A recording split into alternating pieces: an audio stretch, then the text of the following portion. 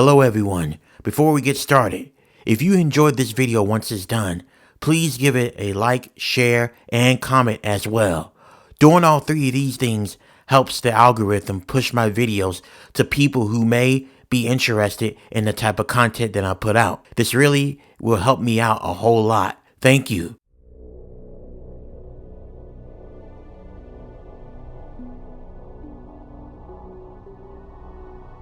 Every day I live to regret my way of how I handled things. And I really wish I could go back in time and really just do this all over again. Just maybe, things would have turned out different for my friend. And maybe he still would have been alive. I regret every day not doing more to be there for him. I feel so selfish and self-centered. His death is surrounded by a lot of mysteries and a lot of conspiracy theories. I try not to get into none of those because he was someone I knew, and hearing someone talk about someone that they don't know can trigger you. This happened during the pandemic. Matter of fact, this was at the height and at the thick of the pandemic. It was around May 12, 2020. Me and my friends always Zoom called each other every weekend during the evening time, usually around 5 p.m. to 6 p.m. And it was about three of us, myself, which was Chuck, David, and Reggie. Reggie is the one this story is about. And the first time we done this little video chat, he was doing well. He was happy. He was in the house with his wife and kid. But then 2 days later, when me and David tried to call him, he wouldn't answer his phone.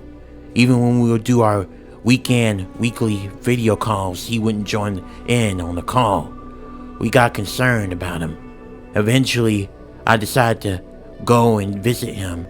I knew at the time I shouldn't because of quarantine and everything, but I took a mask with me because this was my friend and I was concerned about him, and I didn't really want to get the police involved for something that may have not been nothing too serious. When I got to his place, I knocked on his door. It took about a couple of minutes, but then he finally opened up the door. And when I saw him, he looked terrible. He had black circles under his eyelids. He looked there like he'd been crying for a really long time. And he looked like there was so much sorrow in his eyes. That's when I asked him, "Hey, Reggie, we were all worried about you. How you doing?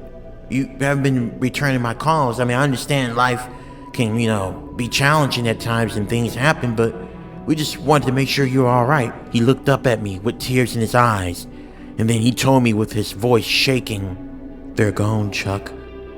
My wife and daughter, they both died from complications of COVID. I really am alone. I don't know how to feel, but they're gone. Those two were my entire world." I was in disbelief. I had no idea Reggie was going through this all alone. Eventually, I talked to him and I told him that me and David would be here for him if he needed anything.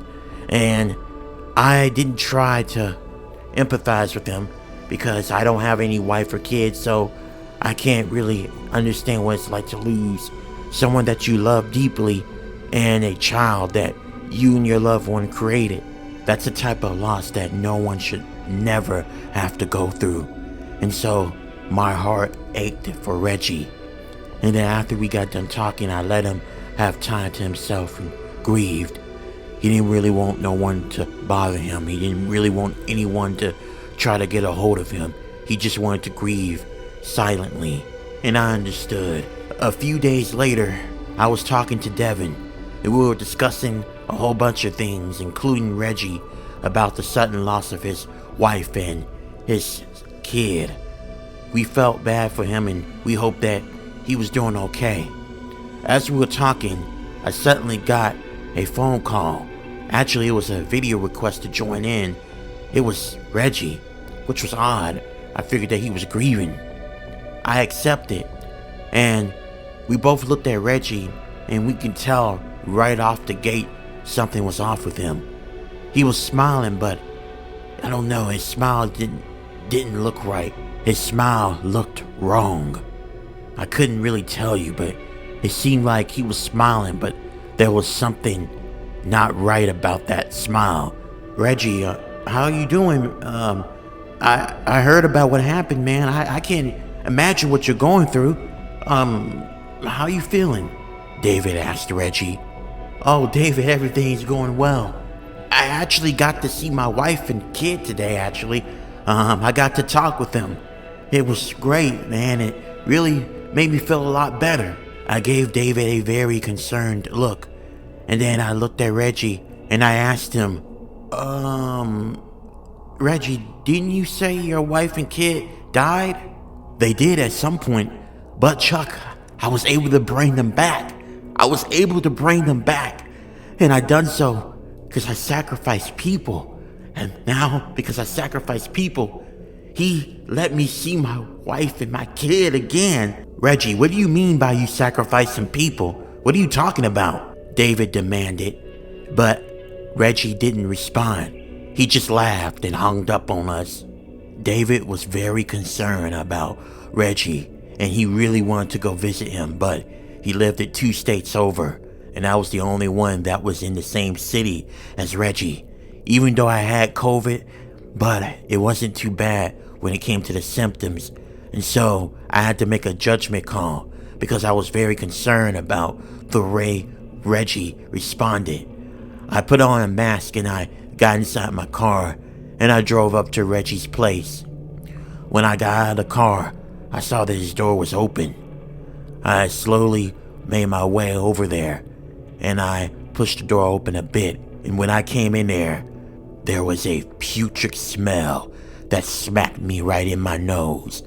It was so bad I had to compose myself because I can feel the lunch that I ate was getting ready to come back up. I had to compose myself and cover my nose more so. The stench was so strong that even the mask didn't help. I had to put on 5 masks to cover up the smell, and it still really didn't do much, but it was bearable. His house was dark and warm. There were candles all around his place. I walked around his house and I called out to Reggie. Reggie, what's going on? Talk to me. You here? What's happening? You need to talk to me about something?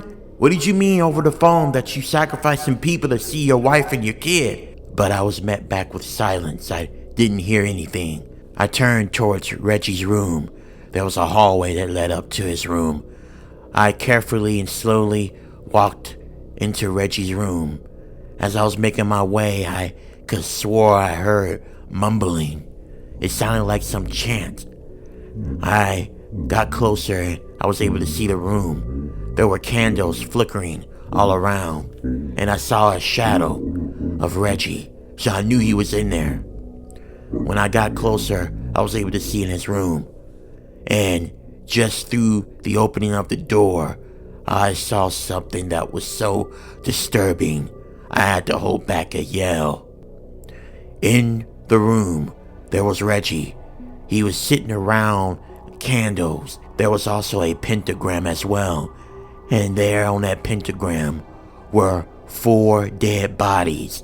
2 of the bodies looked like they were freshly dead or killed, but what was more disturbing about those bodies was their insides were open, their stomach, and I saw all the human insides, entrails, guts, and heart out of their insides of their stomach.